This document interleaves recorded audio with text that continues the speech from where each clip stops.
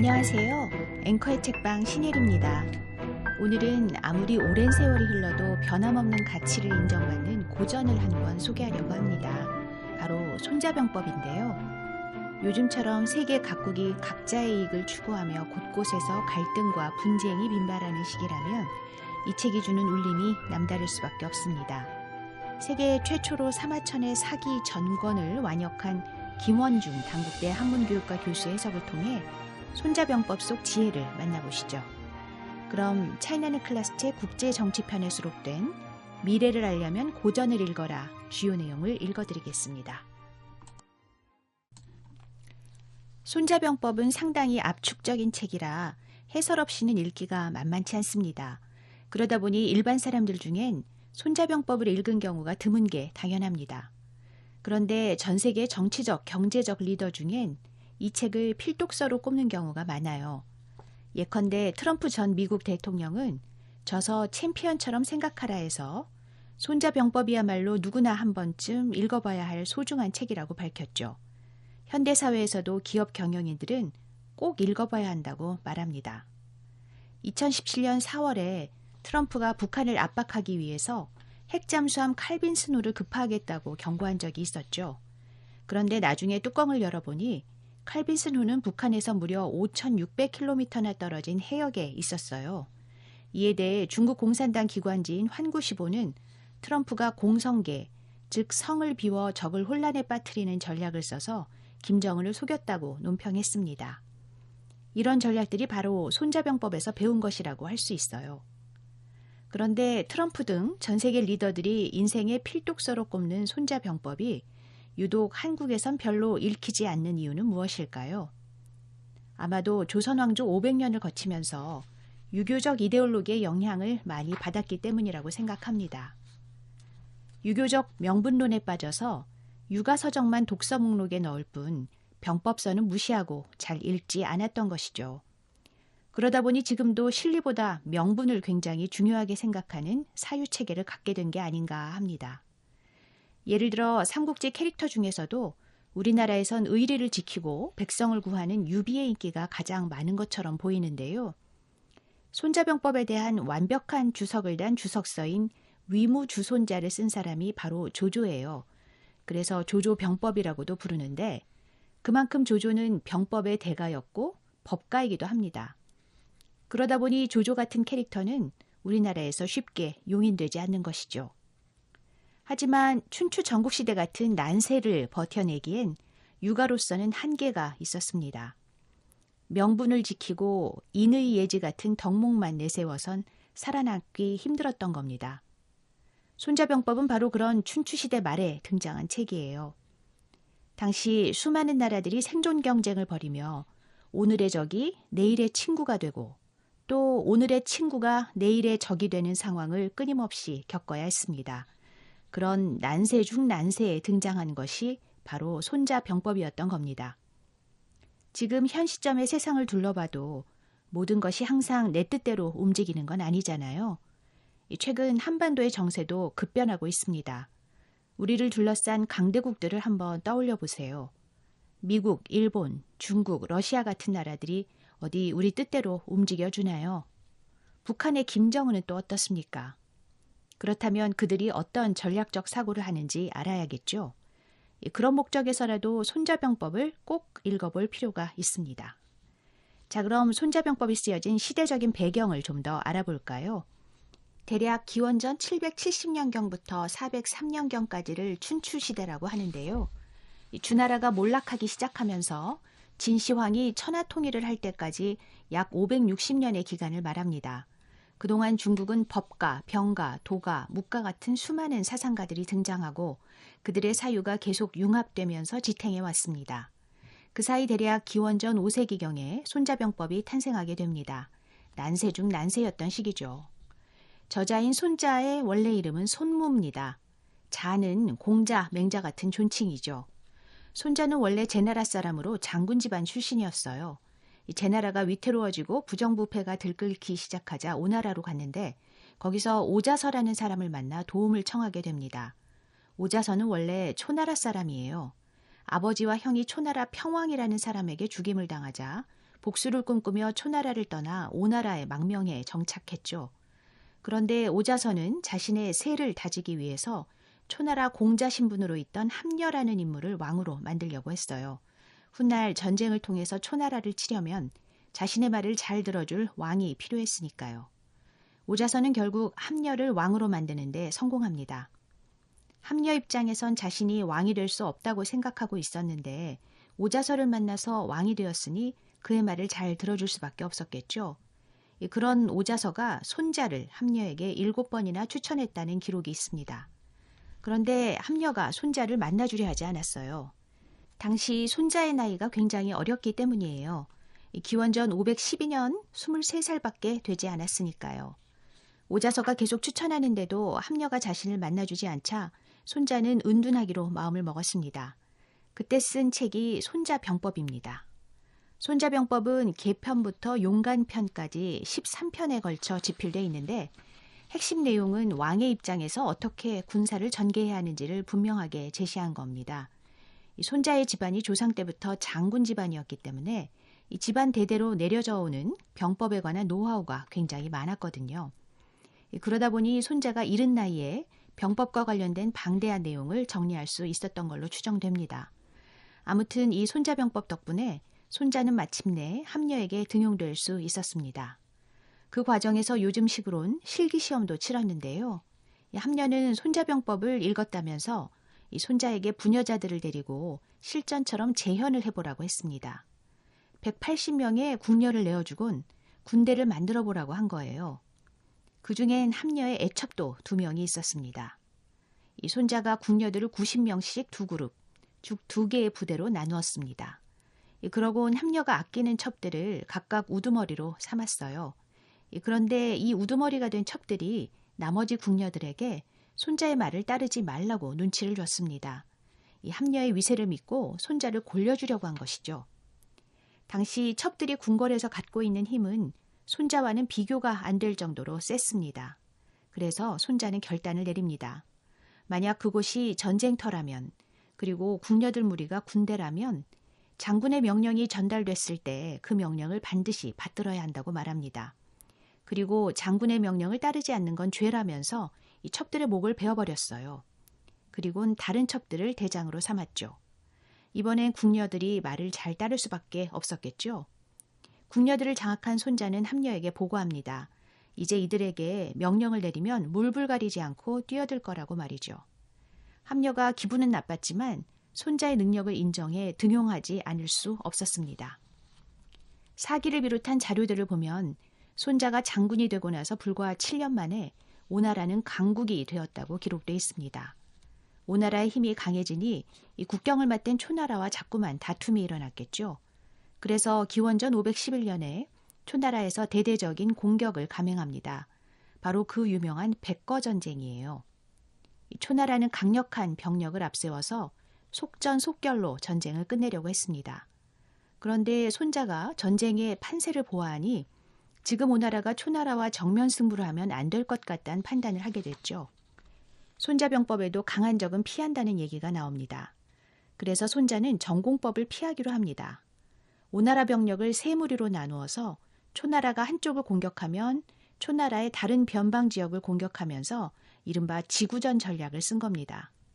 옛날엔 전쟁을 하면 성을 빼앗는 게 중요했는데 오나라는 성으로 들어가진 않고 변방만 공격하며 철수하고 도망 나오기를 반복해서 무려 6년간 전쟁을 끌었습니다. 전쟁이 6년 정도 지속되면 어떻게 될까요?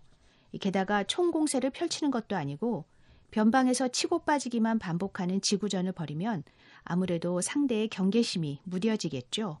손자가 바로 그걸 노린 겁니다. 결국 6년 만에 총공세 명령을 내려서 전면전을 펼쳐 승리를 거둡니다.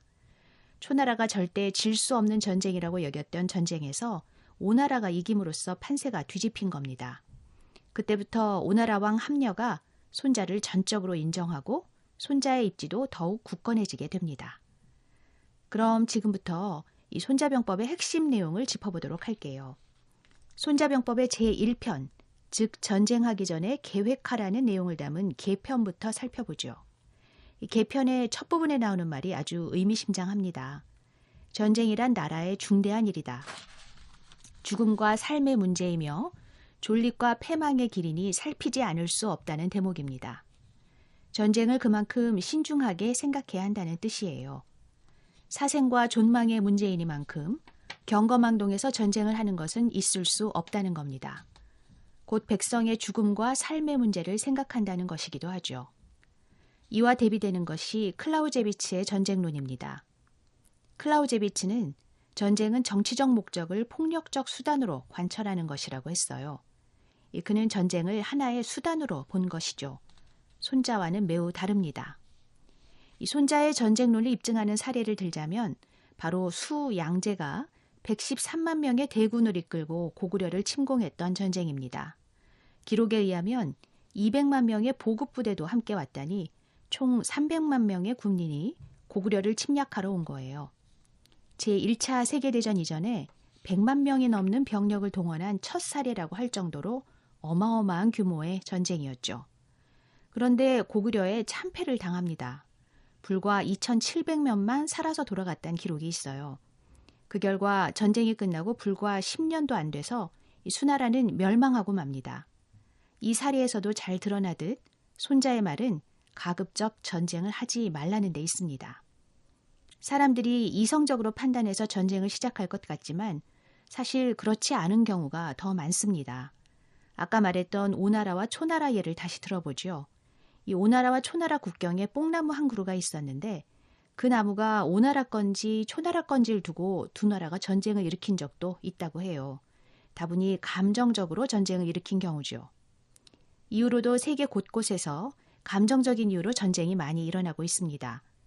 1970년 멕시코 월드컵 예선에선 온두라스와 엘살바도르가 축구 경기를 했는데 엘살바도르 팀이 패하자 두 나라 사이에서 전쟁이 벌어졌어요. 비록 100시간의 짧은 전쟁이었지만 수천 명의 사상자가 발생했죠. 그래서 손자는 전쟁을 시작하기 전에 생각해야 할 5가지를 이루고 있습니다. 바로 도, 천, 지, 장법이에요. 도는 전쟁의 정당성, 천은 싸움의 적기, 지는 싸움의 지형, 장은 장수의 능력, 법은 규범을 잘 지키는가를 각각 의미합니다.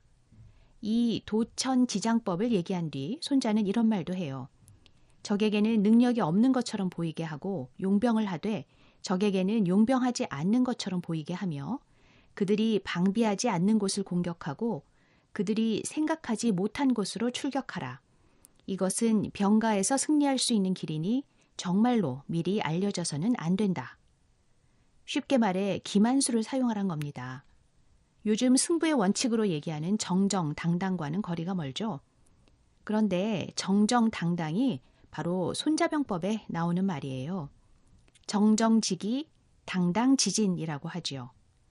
정정지기란 깃발 끝이 맞게 정제되어 있는 것으로 바르게 깃발을 휘날리는 적이라는 의미예요. 의장대가 사열을 할 때 깃발 끝이 칼같이 정렬되어 있는 걸 떠올리면 이해하기 쉽습니다. 당당지진은 흐트러짐 없이 위용이 갖춰졌다는 뜻으로 질서정연한 진용을 의미해요. 제7편 군쟁에 나오는 얘긴데요. 이렇게 정정당당한 군대와는 맞서 싸우거나 대적하지 말라는 게 손자가 알려준 핵심적 비결입니다. 이 손자병법에서 정정당당을 말한 맥락은 정정당당하라는 게 아니라 정정당당한 상대를 조심하란 뜻입니다.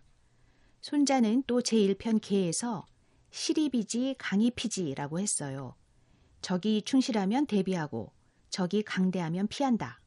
그러니까 강자에 대항할 때 약자가 선택할 수 있는 수에 대해 말한 겁니다. 상대방과 정정당당하게 정면 대결하면 승산이 별로 없다고 한 거죠. 우리는 힘이 약한 친구가 상대방 팔을 물거나 모래를 뿌리면서 싸우면 치사하고 비겁하다고 생각하기 쉽죠. 하지만 국가 간 전쟁은 다르게 봐야 됩니다. 일단 전쟁을 시작하게 되면 치사하고 비겁하더라도 무조건 이겨야 된다는 것이죠. 백성들의 삶이 달려있는 문제잖아요.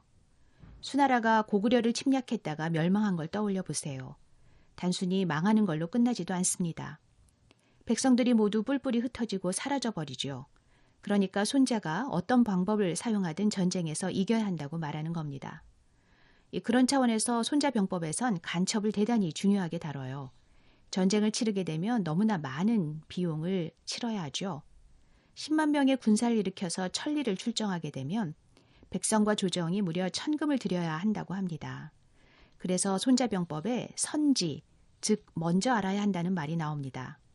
병사를 어떻게 파견할 건지, 배수진을 칠 건지, 어떤 전쟁을 할 건지, 상대가 나를 얼마나 얕잡아 보는지, 아니면 얼마나 대단하게 생각하는지 등 정보를 첩자를 통해 미리 얻으라는 겁니다. 손자는 첩자를 5부류로 나눕니다. 첫 번째가 반간, 즉 반간지계입니다. 적의 간첩을 역이용해서 이중간첩으로 활용하는 걸 의미합니다. 다음으로 사간, 적진에 들어간 간첩을 의미합니다. 적진에 진입해서 죽음을 각오하고 임무를 수행하는 간첩이에요. 다음으로 생간, 적진에서 살아 돌아와 정보를 보고하는 간첩을 의미합니다. 다음으로는 향간, 적국의 사람을 간첩으로 이용하는 걸 말하고요. 그 다음으로 내간, 적국의 관리를 포섭해서 간첩으로 삼는 걸 뜻합니다. 그런데 실제로 이들이 명확히 구분되진 않고 혼용돼서 활용하는 경우가 많습니다. 이 중 손자는 반간지계를 굉장히 중시했어요. 반간을 하는 사람에게는 두텁게 예우하지 않을 수 없다고 했죠. 위험을 감수하고 적진에 갔다가 돌아와야 하니까요. 손자병법에 소개된 간첩의 대표적인 사례로 서시와 와신상담에 대한 고사가 아주 유명합니다. 오나라의 마지막 군주인 부차가 아버지 함리어의 원수인 월나라 왕 구천에게 항복을 받아냅니다. 이후 구천은 쓸개를 맛보며 원수를 갚을 때를 기다린다는 이야기입니다. 중국의 고사 중 아주 유명한 얘기죠. 당시 부차를 유혹한 간첩이 바로 중국 4대 미녀로 꼽히는 서시입니다. 부차에게 굴욕을 당한 구천은 와신상담하면서 이 복수를 위해 미인계를 꾸미려 했습니다. 그때 서시를 발견한 겁니다. 당시 서시 나이가 15살이었어요. 원래 월나라 나무꾼 딸이었던 서시를 데려다가 무려 3년에 걸쳐서 걸음걸이부터 예절 하나하나를 전부 가르칩니다. 그런 뒤 서시가 18살이 되었을 때 부차에게 보냅니다. 의심을 사지 않도록 부차의 신하인 백비에게 뇌물을 줘서 포섭한 다음에 그를 통해서 서시를 부차에게 바쳤다고 합니다. 서시는 부차의 마음을 사로잡은 뒤 호화로운 전각을 짓도록 유혹했어요. 당시에 지은 궁궐이 바로 고소대입니다. 한나라 왕이 미인에게 정신을 빼앗겨 정사를 게을리하니 민심이 들끓을 수밖에 없겠죠. 또 궁궐을 짓느라 국가재정도 파탄이 났고요. 결국 구천은 고소대에서 서시와 함께 논일고 있는 부차를 공격해 22년 만에 승리를 거두게 됩니다.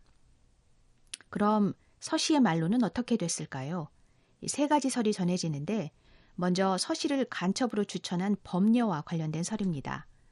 서시가 오나라에 머물고 있을 때 범녀가 찾아갔는데 여전히 빼어난 미모를 뽐내고 있었어요. 그래서 만약 서시가 월나라로 오면 구천이 미혹돼 정사를 그르칠 것이라고 염려해서 이 범녀가 서시를 제거했다는 설입니다. 두 번째 설은 구천의 아내가 서시의 미모에 대한 이야기를 듣고 사람을 보내 제거했다는 설이고요. 세 번째 설은 조금 달라요. 이 서시를 월나라로 데려오면 구천이나 구천의 아내가 좋아하지 않을 것이라고 보고 범녀가 서시를 데려와서 함께 살았다는 얘기입니다. 현재는 이 세 번째 설이 가장 믿을 만한 걸로 인정받고 있습니다. 다음으로는 손자병법에 중요하게 다뤄지는 모공, 즉 모략으로 공격하라는 얘기를 들여다보도록 하죠. 싸우지 않고 이기라는 의미입니다. 지피지기 백전불태, 즉 적을 알고 나를 알면 100번 싸워도 위태롭지 않다는 말이 있죠. 이 말이 바로 손자병법의 모공편에 나옵니다. 손자는 그 뒤에 다음과 같은 말을 덧붙였어요. 이 100번 싸워서 100번 이기는 것은 잘한 전쟁이 아니라고요. 100번 싸워 100번 이기는 것이 잘된 용병이 아니며 싸우지 않고 적의 군대를 굴복시키는 용병이 잘된 것 중에 잘된 용병이다라는 말입니다. 그러니까 손자는 성벽을 기어오르거나 성벽에서 뜨거운 기름을 부으며 전쟁하는 것을 가장 어리석다고 봤어요. 이런 전쟁을 하면 상대편에 치명타를 입히는 만큼 우리 편에도 치명타를 입을 수 있기 때문입니다. 결국 둘 다 전쟁을 하다 죽게 된다고 본 겁니다. 병서를 쓴 손자가 역설적으로 전쟁하지 않는 걸 굉장히 중시한 겁니다. 손자병법 모공편에서 손자는 4가지 병법을 소개합니다. 첫째로 벌모, 모략으로 공격하라. 두 번째로 벌교, 외교로 공격하라. 세 번째로 벌병, 군대로 공격하라. 네 번째로 공성, 성을 공격하라. 이 중 공성을 소개하면서 손자는 쓰지 말아야 할 작전이라고 분명히 밝혔습니다. 최근 국제정세를 예로 들어 전쟁을 하지 않고 싸우는 방법이 어떤 건지 얘기해보죠. 중국 시진핑 주석이 쓴 외교 전략을 보면 됩니다. 2014년 6월 홍콩의 주요 일간지에서 시진핑 주석의 외교 전략을 분석한 적이 있는데요. 이 시진핑 주석이 삼벌론이란 외교 전략을 펼치고 있다는 내용이었습니다. 여기서 삼벌론이 앞서 소개한 벌모, 벌교, 벌병을 말합니다. 먼저 벌모 전략은 미국을 상대로 벌이는 전략이에요. 미국과의 전쟁을 피하고 모략으로 상대한다는 거죠. 시진핑은 국력이 센 미국과 상대할 땐 전쟁을 하지 않고 모략을 써서 이긴다는 전략을 세웁니다. 그래서 미국의 대아시아 팽창 정책을 저지하는 모략을 꾸미죠. 벌교 전략은 일본을 상대로 내세운 전략입니다. 일본과는 과거사 문제를 거론하며 외교적으로 고립시킨다는 겁니다. 끊임없이 과거사 문제와 위안부 문제를 제기함으로써 외교적으로 공격하는데요. 마지막으로 벌병 전략은 베트남 등을 상대로 한 전략이에요. 남중국해 분쟁에 직접적으로 군사적 개입을 하겠다는 겁니다. 이 베트남을 비롯한 남중국해 분쟁 국가들은 군사력으로 충분히 공격할 수 있다고 선포한 거죠. 미국과 일본이란 두 강대국에 대해선 전쟁을 해선 안 된다는 입장을 세운 반면 남중국해 일대 국가들에 대해선 군사력도 불사한다고 경고했습니다.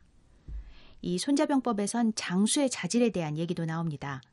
제8편 9변에서 죽음을 각오하면 죽을 수 있고 살기를 각오하면 사로잡히게 되며 분을 이기지 못해 성급하면 모욕을 당할 수 있고 성품이 지나치게 깨끗하면 치욕을 당할 수 있으며 백성들을 지나치게 사랑하면 번민하게 된다라고 합니다. 보통 전쟁에 나가 용감무쌍하게 싸우는 건 장수의 미덕으로 꼽히죠. 그런데 손자는 용감하기만 한 장수는 부정적으로 평가합니다.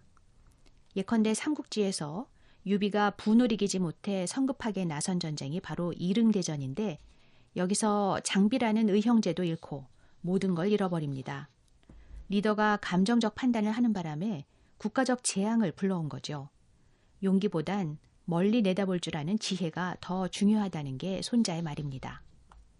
손자는 또한 제10편 지형에서 장수가 병사들을 대할 땐 대단히 자애롭게 하라고 했습니다.